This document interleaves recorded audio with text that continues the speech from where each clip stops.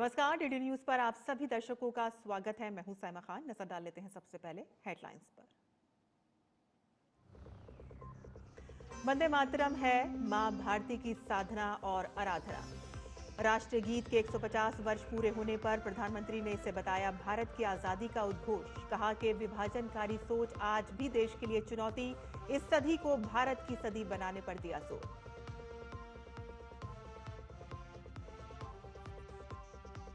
देश के हर कोने में गूंजी वंदे मातरम की धुन।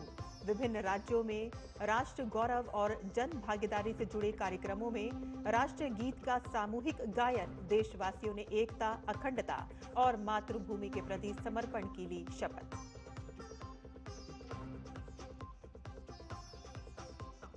बिहार की धरती से महागठबंधन पर गरजे प्रधानमंत्री। औरंगाबाद की जनसभा में जंगल राज और परिवारवाद पर किया प्रहार। तो वहीं दूसरे चरण के चुनाव के लिए एनडीए और महागठबंधन के नेताओं का भी धुआंधार प्रचार।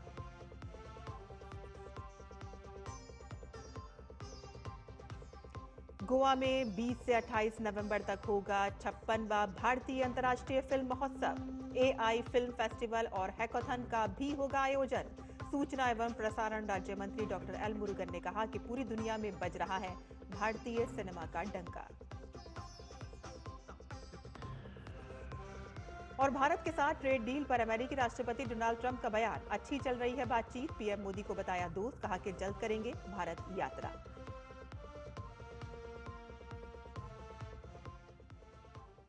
समाचार विस्तार से। स्वतंत्रता आंदोलन के दिनों में देश के कोने कोने में राष्ट्रीय गौरव, देशभक्ति और एकता की भावना को जगाने वाला वंदे मातरम केवल एक गीत नहीं है, बल्कि भारत के स्वतंत्रता संग्राम की भावना, मातृभूमि के प्रति प्रेम और राष्ट्रीय एकता का एक जीवंत प्रतीक है। और इस राष्ट्र गीत की आज 150वीं वर्षगांठ है और इस मौके पर डीडी न्यूज भी आपके लिए ला रहा है वंदे मातरम से जुड़े कुछ अहम तथ्य अपने खास सेगमेंट वंदे मातरम में।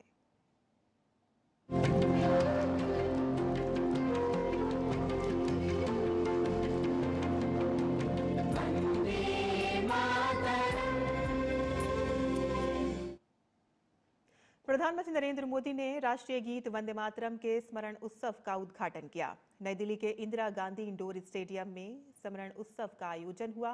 कार्यक्रम में वंदे मातरम का सामूहिक गायन किया गया और इस अवसर पर पीएम ने एक स्मारक डाक टिकट और सिक्का जारी किया। पीएम ने वंदे मातरम 150.in वेबसाइट की भी शुरुआत की। राष्ट्रीय गीत वंदे मातरम के 150 वर्ष पूरे होने के उपलक्ष्य में स्मरण उत्सव का आयोजन किया जा रहा है। ये उत्सव इस साल 7 नवंबर से अगले साल 7 नवंबर तक चलेगा। वंदे मातरम गीत बंकिम चंद्र चटर्जी ने 17 नवंबर 1875 को लिखा था। कार्यक्रम में अपने संबोधन में प्रधानमंत्री नरेंद्र मोदी ने कहा कि वंदे मातरम गीत ने अमरत्व को प्राप्त कर लिया है और यह गीत हर दौर में प्रासंगिक है।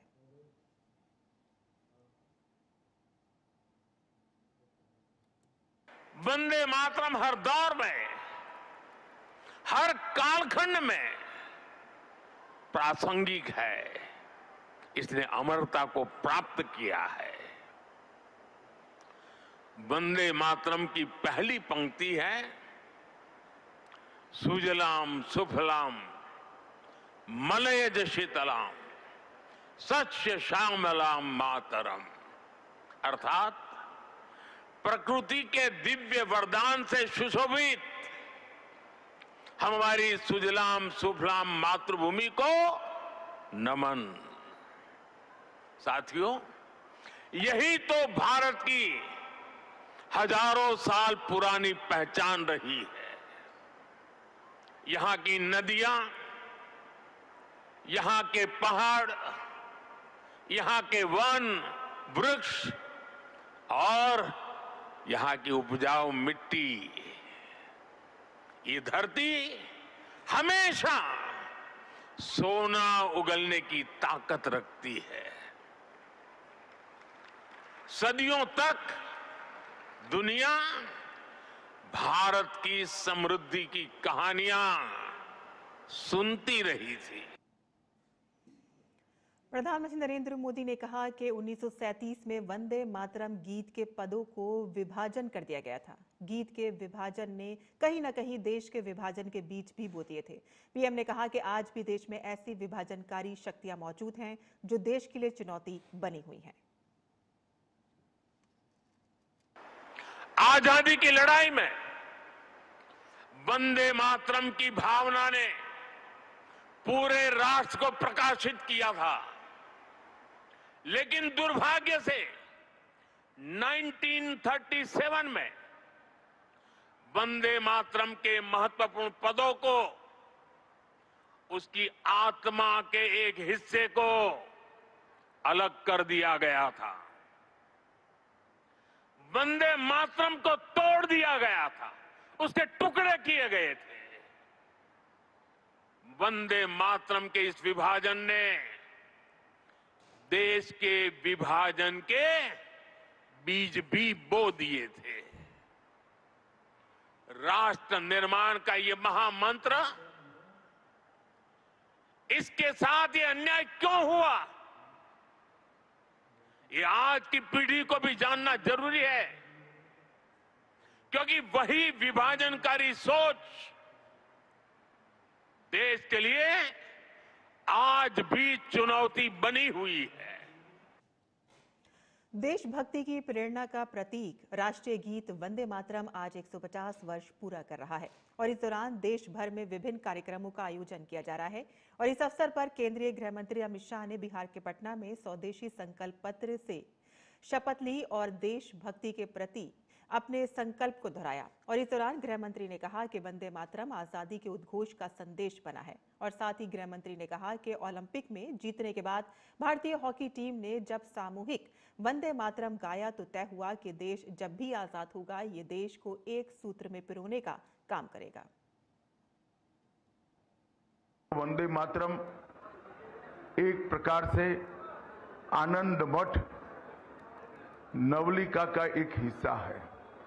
वंदे मातरम ये बाद में आजादी के आंदोलन का उद्घोष बना। 1936 में बर्लिन ओलंपिक की फाइनल के पहले अपनी ओलंपिक टीम ने, हॉकी की टीम ने जब सामूहिक वंदे मातरम गाया तभी ये निश्चित हो गया था देश जब भी आजाद होगा ये एक राजनीतिक सूत्र बनने की जगह पूरे देश को एक रखने का और देशभक्ति को हमेशा जगाने का एक कारण बनने वाला है। उत्तराखंड के टिहरी जिला कार्यालय प्रांगण देशभक्ति के रंग में रंग गया जब वंदे मातरम गीत के 150 वर्ष पूरे होने के उपलक्ष्य में भव्य कार्यक्रम का आयोजन किया गया। कार्यक्रम में अधिकारियों, कर्मचारियों और जनप्रतिनिधियों ने बड़ी संख्या में हिस्सा लिया और मिलकर वंदे मातरम का गायन कर देश की एकता, अखंडता और मातृभूमि के प्रति समर्पण का संदेश दिया।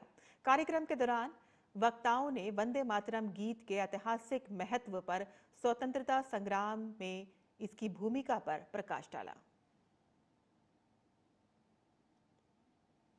उत्तर प्रदेश के मुख्यमंत्री योगी आदित्यनाथ ने राष्ट्रीय गीत वंदे मातरम के 150 वर्ष पूरे होने के उपलक्ष्य में आयोजित एक कार्यक्रम में कहा कि वंदे मातरम गीत आजादी के आंदोलन का हिस्सा बना।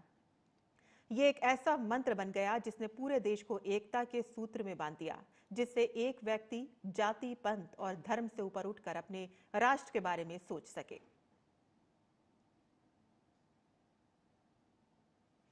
त्रिपुरा के मुख्यमंत्री डॉक्टर माणिक साहा ने राष्ट्रीय गीत वंदे मातरम के सामूहिक गायन का नेतृत्व किया। वंदे मातरम के 150 वर्ष पूरे होने के अवसर पर इस गीत को अगरतला स्थित राज्य सचिवालय में 150 कलाकारों ने एक साथ प्रस्तुत किया। और इस अवसर पर मुख्यमंत्री ने मां भारती के चित्र पर पुष्पांजलि भी अर्पित की। सीएम डॉक्टर साहा ने कहा कि वंदे मातरम ने देश के स्वतंत्रता संग्राम को प्रेरित करने में महत्वपूर्ण भूमिका निभाई।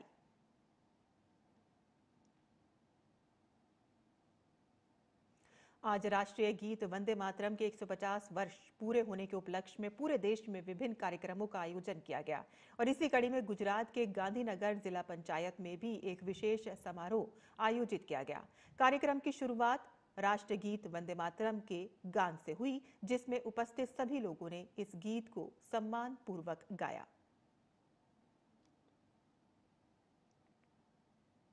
हरियाणा के मुख्यमंत्री नायब सिंह सैनी अंबाला में वंदे मातरम की 150वीं वर्षगांठ पर आयोजित सामूहिक गायन में शामिल हुए।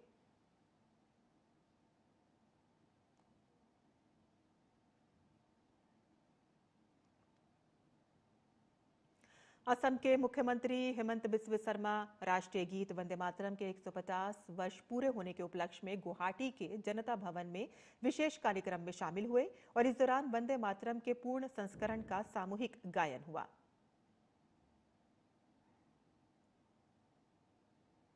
वंदे मातरम के 150 वर्ष पूरे होने के अवसर पर बीकानेर में प्रभात फेरी के साथ कार्यक्रम की शुरुआत हुई।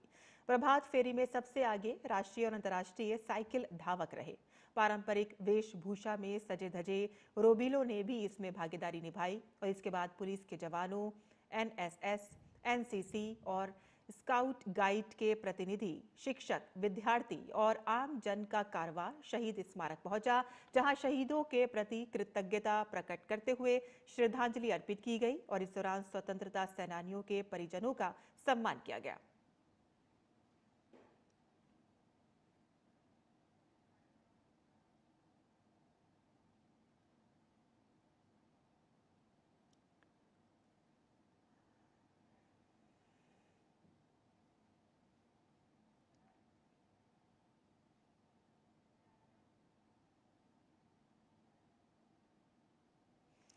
केंद्रीय गृह मंत्री और भाजपा के वरिष्ठ नेता अमित शाह ने बिहार के जमुई में एक चुनावी रैली को संबोधित किया। उन्होंने कहा कि पिछले 10 सालों में प्रधानमंत्री नरेंद्र मोदी ने बिहार में सड़कों, पुलों, एथेनॉल कारखानों और चीनी मिलों का एक बुनियादी ढांचा तैयार किया।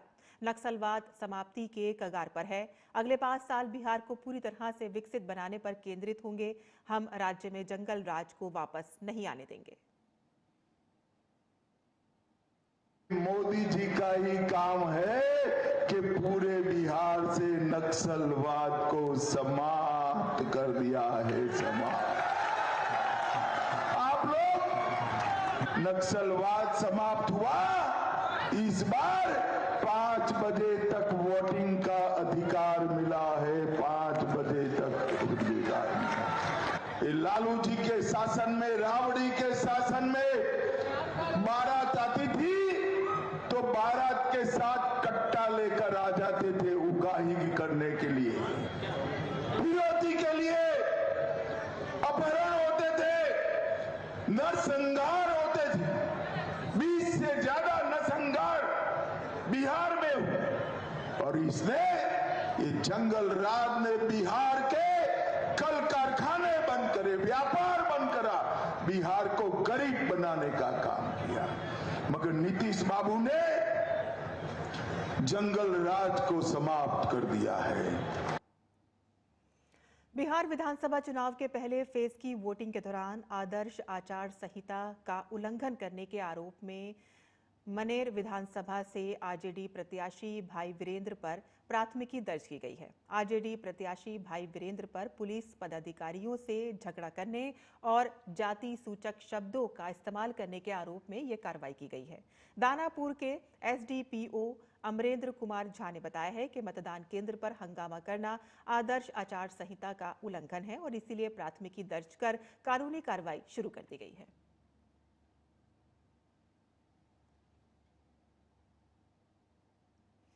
राष्ट्रीय गीत वंदे मातरम के 150 साल पूरा होने के उपलक्ष्य में सूचना एवं प्रसारण मंत्रालय की ओर से कार्यक्रम का आयोजन किया गया। दिल्ली के शास्त्री भवन में आयोजित कार्यक्रम में सूचना एवं प्रसारण मंत्रालय के सचिव संजय जाजू समेत कई अधिकारी और कर्मचारी मौजूद रहे। उन्होंने कहा कि 1875 में बंकिम चंद्र चट्टोपाध्याय के लिखे इस गीत ने भारत की आजादी की लड़ाई में अहम भूमिका निभाई। संजय जाजू ने कहा कि ये गीत आज भी मातृभूमि के प्रति समर्पण, एकता और स्वाभिमान का प्रतीक है। उन्होंने कहा कि ये गीत केवल गीत नहीं है बल्कि भारत की एकता, त्याग और मातृभूमि के प्रति अटूट श्रद्धा का प्रतीक है। So yes, it's a great occasion today. 150 years of Vande Mataram, and this year-long commemoration begins For us, it's much more important in the Ministry of Information and Broadcasting because we are actually the co-hosts and co-partners to this one year long commemoration. And while we all would think that it's a commemoration, we keep doing that, but it's so special because of the fact that it actually allows us to go back to our roots, go back to the sense of duties that we have towards our nation, and that's how Vande Mataram becomes so important and so relevant. Bhajpa नेता मिथुन चक्रवर्ती ने SIR का विरोध करने को लेकर ममता बनर्जी की आलोचना की है। मिथुन चक्रवर्ती ने कहा कि ये लोग अफवाहें फैलाकर और डराकर लोगों को खुश करना चाहते हैं। हम किसी के खिलाफ नहीं है, ये अफवाह फैला के लोगों को डरा के कुछ करना चाहते हैं, कुछ नहीं। हम तो पहली बात तो कह दिया कि जहाँ से भी हिंदू आएंगे उनको हम ठीक तरह से उनको सिटीजनशिप बना के वोट का अधिकार दिलवाएंगे, और जो भारतीय मुस्लिम हैं वो भी अपने अधिकार से वोट दे सकते हैं। तो प्रॉब्लम कहाँ है? हम पूछना चाहते हैं किस लिए आप आंदोलन में उतर रहे हैं, कोई वजह है? भारतीय रिजर्व बैंक के गवर्नर संजय मल्होत्रा ने वित्तीय स्थिरता को केंद्रीय बैंक का ध्रुव तारा यानी कि मार्गदर्शक सिद्धांत बताया है। शुक्रवार को 12वें बैंकिंग एंड इकोनॉमिक कॉन्क्लेव में बोलते हुए उन्होंने स्पष्ट किया है कि शॉर्ट टर्म ग्रोथ हासिल करने के लिए वित्तीय स्थिरता से समझौता नहीं किया जा सकता। उन्होंने चेतावनी दी कि अस्थिरता की कीमत पर हासिल की गई तेज ग्रोथ के दीर्घकालिक परिणाम गंभीर हो सकते हैं। गवर्नर ने रिसर्च का हवाला देते हुए कहा कि ऐसी स्थिति से उबरने की प्रक्रिया न केवल मुश्किल होती है बल्कि बहुत लंबी और कष्टदायक भी हो सकती है। The interest of the national economy demands financial stability. For us in the Reserve Bank, this is the guiding principle. This is the North Star, because short-term growth, which is achieved at the cost of financial stability, can have bigger consequences for longer-term growth. Research shows that financial instability may not only more than offset the gains of short-term accelerated growth, but may also make recovery more distressful and longer.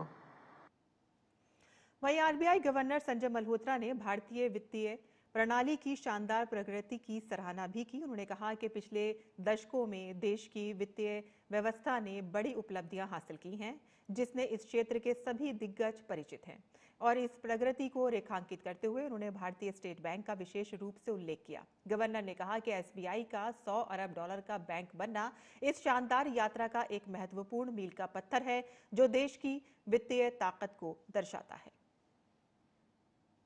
In this context, while all of you are aware, you are all veterans in this field, but I think it would still be germane to briefly recap the developments of the past decades in the financial system, in which we have made huge strides, as you are all aware.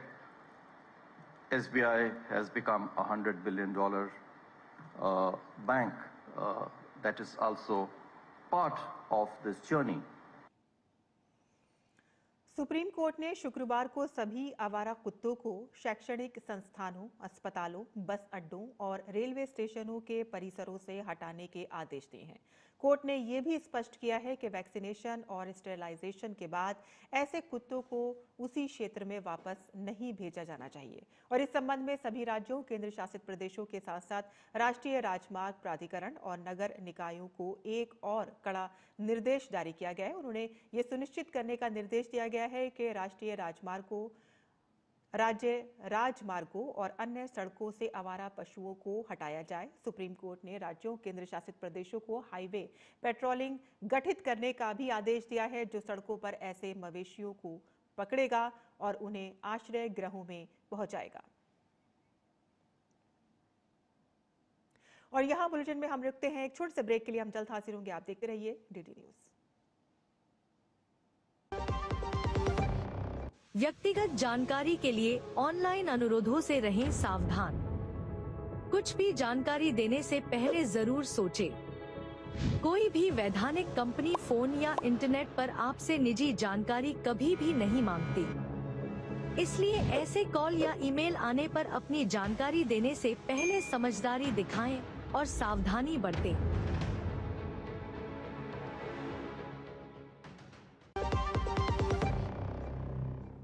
और break के बाद आपका फिर से स्वागत है। Riyadh में आयोजित ग्लोबल हार्मनी इनिशिएटिव के दौरान भारतीय कलाकारों और सांस्कृतिक समूहों ने मनमोहक प्रस्तुतियां दी। डीडी न्यूज की संवाददाता मुनमुन भट्टाचार्य रियाद के सुवेदी पार्क से ये रिपोर्ट दे रही हैं। हमारे साथ भारत से आया हुआ एक कल्चरल ट्रूप है जो परफॉर्म करने जा रहा है ग्लोबल हार्मनी इनिशिएटिव में रियाद में। चलिए उनसे बात करते हैं। आप बताइए कि आप क्या परफॉर्मेंस करने वाले हैं? हम लोग है ना चंडामेलम परफॉर्म कर रहे हैं। चंडामेलम केरल का ट्रेडिशनल परकशन इंस्ट्रूमेंट है, वो हम परफॉर्म कर रहे हैं। हम लोग पूरा इधर काम कर रहे हैं, इंडिया से नहीं आया, हम लोग इधर काम कर रहे हैं, पार्ट टाइम इधर आ रहे हैं रियाद फेस्टिवल के लिए। लेकिन मूल तो आप इंडिया से ही हैं, मूल तरीके से? हाँ, इंडिया से इंडिया केरला से हम लोग। कैसा लग रहा है यहाँ पर आपको परफॉर्म करके? बहुत अच्छा लग रहा है, बहुत अच्छा है। ये रियाद से हमारा बिगेस्ट प्रोग्राम। कितनी तैयारी करनी पड़ती है इसके लिए? हम अच्छी तरह से प्रैक्टिस वगैरह करके और प्रैक्टिस करके इधर शो करके हम लोग करते हैं। हमारे साथ एक बच्ची भी है, आपका क्या रोल रहेगा? ये भी झंडा करते हैं, ये भी झंडा आता है। अच्छा, what is your role going to be here? She is also a performer, but she have age issue. After above 15 years only they can perform. She is also a good chanda performer. कैसा reception मिल रहा है? What is the kind of reception that you are getting from here? What is the kind of response? Are people really rooting for you? बहुत अच्छा है, हमको बहुत अच्छा response मिल रहा है। सब हमको भी वीडियो पकड़ रहे हैं, सब हाथ मिला रहे हैं, सब बहुत अच्छा है। और यहाँ बुलेटिन में हम रुकते हैं एक और छोटे से ब्रेक के लिए। हम जल्द हाजिर होंगे, आप देखते रहिए डीडी न्यूज। व्यक्तिगत जानकारी के लिए ऑनलाइन अनुरोधों से रहें सावधान।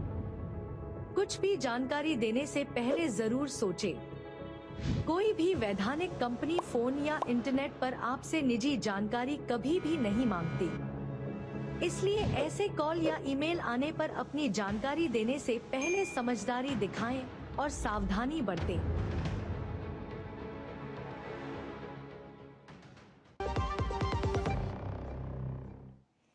ब्रेक के बाद आपका फिर से स्वागत है। गोवा में 56वें भारतीय अंतर्राष्ट्रीय फिल्म महोत्सव की शुरुआत होने जा रही है। भारतीय अंतर्राष्ट्रीय फिल्म महोत्सव का आयोजन 20 नवंबर से 28 नवंबर तक होगा। 56वें इफ्फी संस्करण में 81 देशों की 240 फिल्में शामिल की जाएंगी और इसके अलावा 13 विश्व प्रीमियर, 5 अंतर्राष्ट्रीय प्रीमियर और 44 एशियाई प्रीमियर रहेंगे। तो वहीं 5 महाद्वीपों की 32 फिल्मों की 3 उत्कृष्ट अंतर्राष्ट्रीय प्रतियोगिताएं होंगी। 2025 के विश्व के शीर्ष फिल्म समारोह की शीर्ष पुरस्कार विजेता फिल्में पहली बार भारत में प्रदर्शित होंगी और फिल्म महोत्सव में 25 से अधिक देशों के 2000 से ज्यादा प्रतिनिधि भाग ले रहे हैं। इस संबंध में डॉक्टर एल मुरुगन ने कहा कि प्रधानमंत्री नरेंद्र मोदी के नारी शक्ति मिशन के तहत महिलाएं सिनेमा जगत के साथ हर क्षेत्र में आगे बढ़ रही हैं और इसके अलावा उन्होंने बताया है कि एक भारत श्रेष्ठ भारत के अंतर्गत CBFC अब बहुभाषीय सर्टिफिकेट प्रदान करेगा। Our Honorable Prime Minister Shri Narendra Modi ji's vision, Nari Shakti.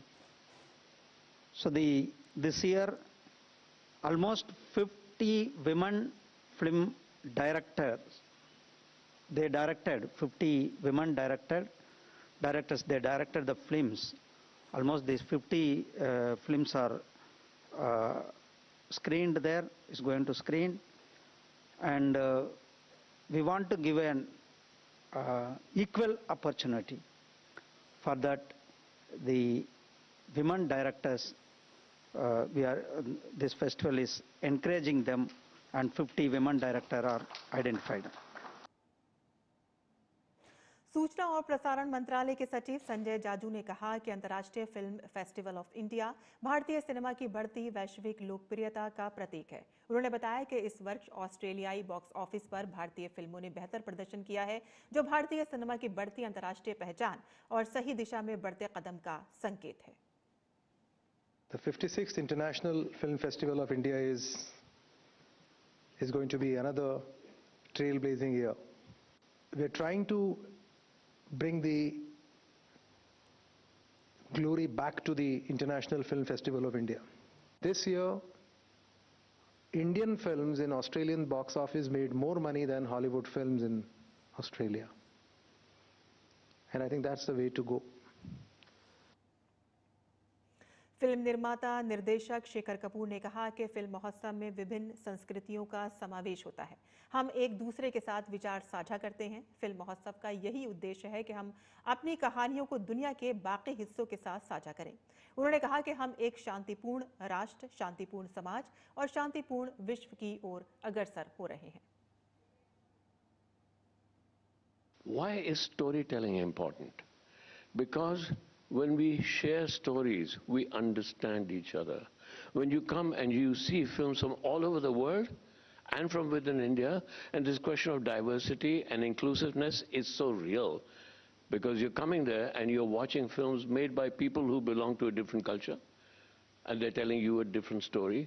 And so the idea that if everybody can tell each other their stories, we are going to be a much more peaceful nation, we're going to be a much more peaceful society, we're going to be a much more peaceful world. We have to keep on doing, because that's what films festivals are meant for. और इसी के साथ ही हमारे ये समाचार यहीं खत्म होता है। हमारी पूरी टीम को अनुमति दें। नमस्कार।